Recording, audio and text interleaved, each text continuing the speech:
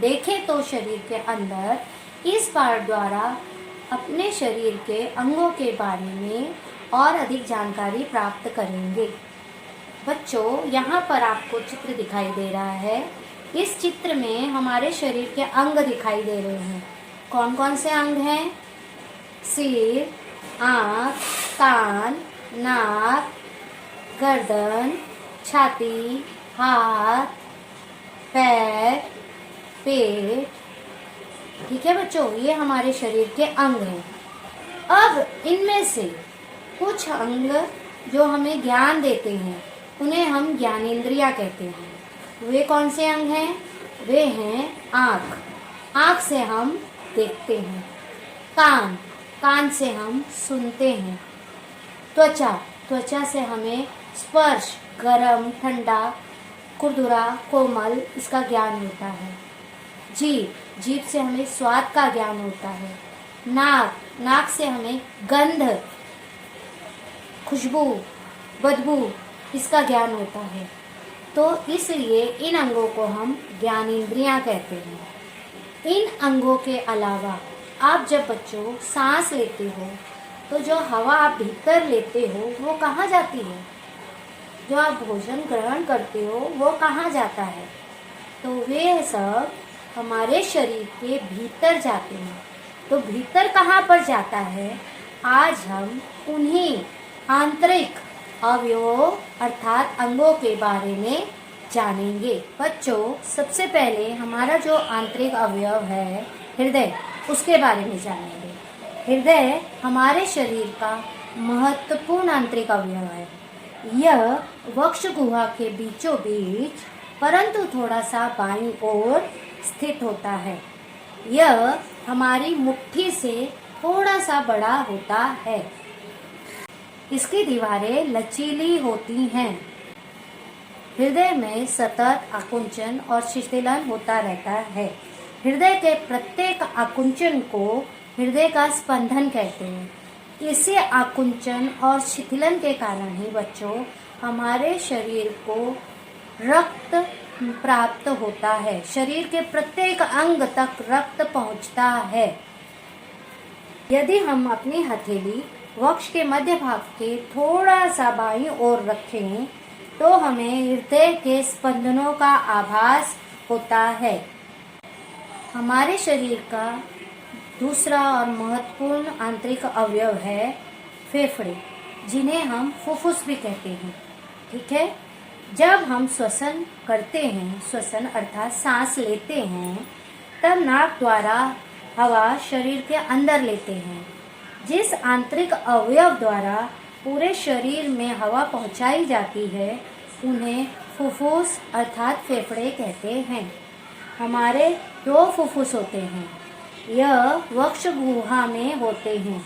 उनमें एक दाईं ओर और दूसरा बाईं ओर होता है। दोनों फेफड़ों में थोड़ा बाईं ओर हृदय होता है। बाएं फुफ्फुस के बीच खोखला स्थान होता है। दायां फेफड़ा बाएं फेफड़े से थोड़ा सा बड़ा होता है। सांस अंदर लेने पर फुफ्फुसों में थोड़ा सा प्रसरण होता है। यही कारण है कि सांस अंदर लेने पर हमारी छाती फूल जाती है। हृदय तथा फेफड़े एक दूसरे पर इनका कार्य निर्भर होता है। ये दोनों आंतरिक अवयव अत्यंत महत्वपूर्ण अवयव हैं। यह वक्ष गुहा, गुहा अर्थात गुफा में पसलियों के पिंजरों में होते हैं, जिनसे इन्हें सुरक्षा मिलती है। बच्चों, अगला हमारा आंतरिक अवयव है वह अंग जिससे हमारे शरीर के अंग सुचारू रूप से कार्य करते हैं। वह है मस्तिष्क। सिर के खोखले भाग में स्थित हमारा मस्तिष्क अत्यंत महत्वपूर्ण आंतरिक अवयव है। हमारी सभी गतिविधियां, चलना, दौड़ना, लिखना, पढ़ना, बैठना, उठना, प्रत्येक कार्य, प्रत्येक गतिविधि पर मस्तिष्क का नियंत्रण होता है। दुख होना, खुश होना, क्रोध करना, इन समस्त भावनाओं की जानकारी हमारे मस्तिष्क में ही होती है। ज्ञानेंद्रियों द्वारा दी गई जानकारियों का अर्थ भी मस्तिष्क द्वारा ही समझा जाता है। यदि मस्तिष्क में कोई रोग या विकार हो जाए तो मनुष्य स्थायी रूप से अपंग हो सकता है अथवा उसकी मृत्यु भी हो सकती है। इसके लिए मस्तिष्क की संपूर्ण सुरक्षा के लिए इसे प्रकृति ने मजबूत कवच के अंदर रखा है। वह है हमारी खोपड़ी। इसी के अंदर हमारा मस्तिष्क स्थित है। जो भी हम लिखते पढ़ते हैं वो हमारे मस्तिष्क में स्थायी हो जाता है। हमें उनका ध्यान रहता है। मस्तिष्क के इस कार्य को स्मरण शक्ति कहते हैं।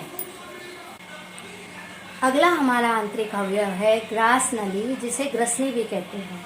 मुख में लिए गए ग्रास को आमाशय तक पहुंचाने वाली एक नली होती है। इस नली को ग्रसनिका अथवा ग्रसनी कहते हैं।